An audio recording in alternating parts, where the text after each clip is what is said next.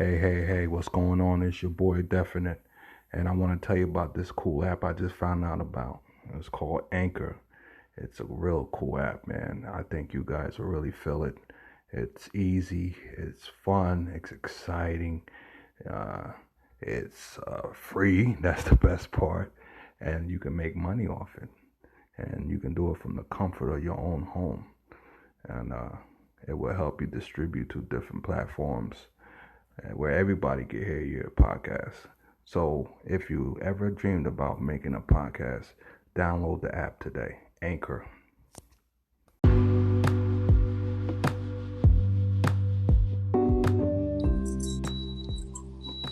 Welcome. Thank you for having me again. Yes, indeed. What's cracking? What's going on with you, baby girl? It's Saturday.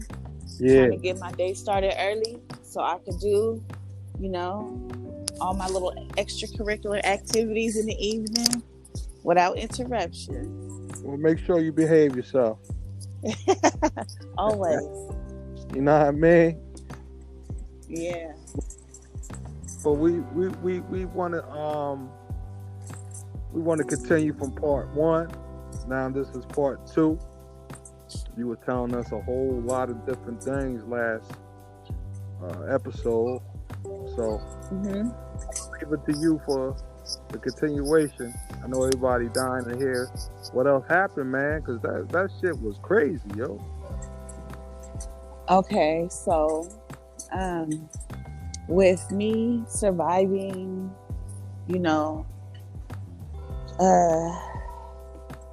a dysfunctional, abusive relationship, Right. I was able to, find the strength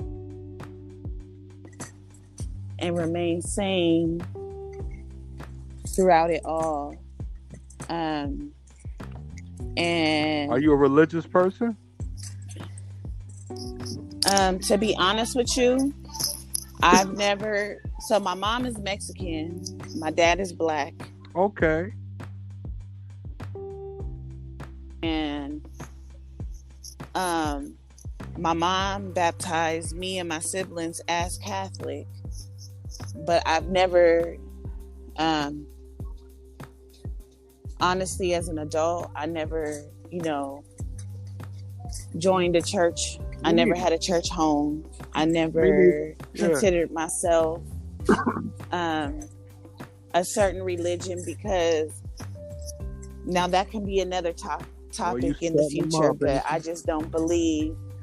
I don't know what to believe, because there's so many books out there. How do you know which one is the truth and which one to believe? Oh, yeah, no doubt. I do believe there's a higher power, but as far as like putting myself in a certain religion, okay. No, I don't. So do that. you're more spiritual.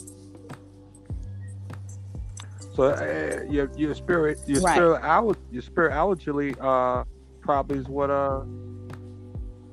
got you through all that. I imagine so. Well, believe it or not, with the abuse, he was kind of crazy too. I mean, he was crazy in his own little,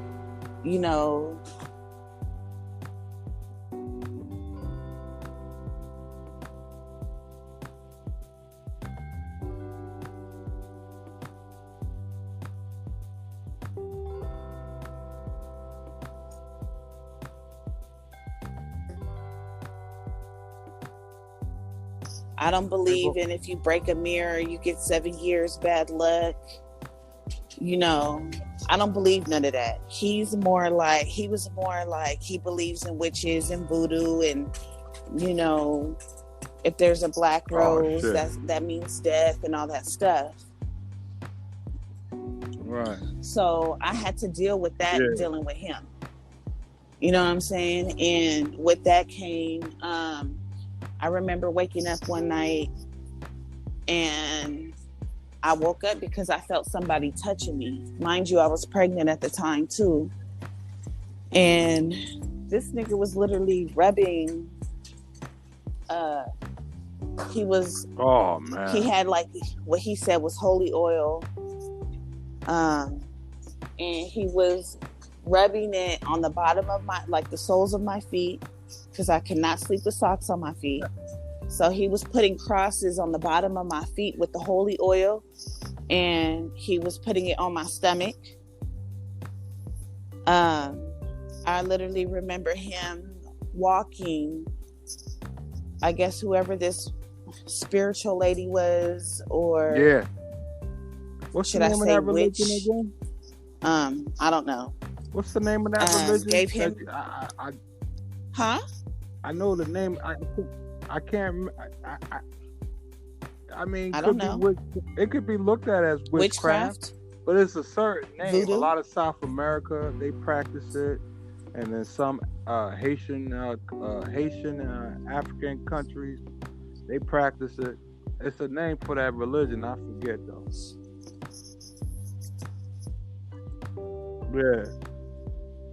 Yeah, I'm not sure. I just know that, you know, I had to experience going through that with him. And it wasn't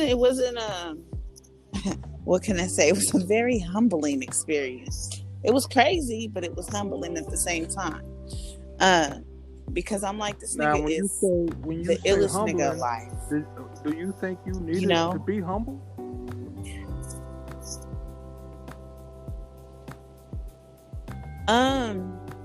It just made me doing some things that you might have needed to be humbled down a little bit.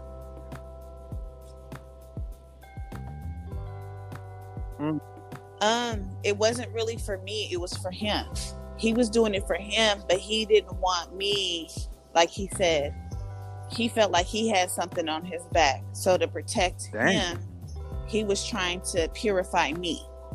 He didn't want me bringing bad spirits into the house, or you know, like things like that. So he took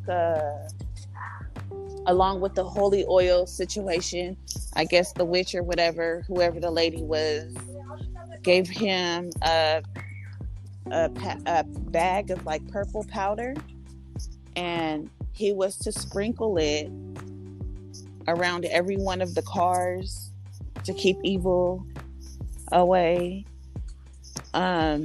She gave him some drops, and he would have to drop 6 drops on each corner surrounding our home. So for the whole whatever block, he would have to go around and put 6 drops on each corner to protect or to keep the evil away. Yo, that's some heavy shit right there. Right. Like, where was he from again? He was, after I found out the truth, after all the lies were exposed, I found out he was from Liberia. Liberia? Okay. Yes. That's in Africa, right? Correct. Okay.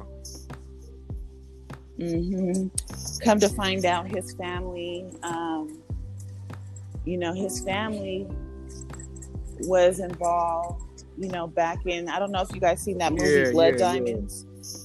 Well, that movie was based on his family. His family was the one doing all that shit. For real? No. The movie with Leonardo DiCaprio?